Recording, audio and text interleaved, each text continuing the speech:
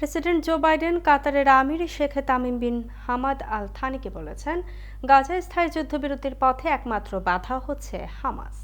তাছাড়া বাইডেন যুদ্ধবিরতি চুক্তি মেনে নিতে হামাসের ওপর চাপ প্রয়োগ করার জন্য তার প্রতি আহ্বান জানিয়েছেন। দুই নেতার মধ্যে হওয়া ফোন আলাপের কথা উল্লেখ করে হোয়াইট হাউস বলছে, বাইডেন বলেছেন, গাজায় সম্পূর্ণ যুদ্ধবিরতির পথে এখন একমাত্র বাধা হলো হামাস। গাজা যুদ্ধবিরতির জন্য তিনি যে প্রস্তাব দিয়েছেন তা এগিয়ে নিয়ে যাওয়ার জন্য ইসরায়েলের প্রস্তুত থাকার বিষয়টিও নিশ্চিত করেছেন তিনি। এক বিবৃতিতে জো বাইডেনের সাথে গাজা ও ফিলিস্তিনের অধিকৃত অঞ্চলগুলোর উন্নয়ন এবং গাজায় স্থায়ী যুদ্ধবিরতির প্রচেষ্টা নিয়ে আলোচনার বিষয়টি নিশ্চিত করেছে কাতার। মিশর ও যুক্তরাষ্ট্রের পাশাপাশি কাতারও পরোক্ষভাবে হামাস ও ইসরায়েলের মধ্যে মধ্যস্থতায় গুরুত্বপূর্ণ ভূমিকা পালন করছে।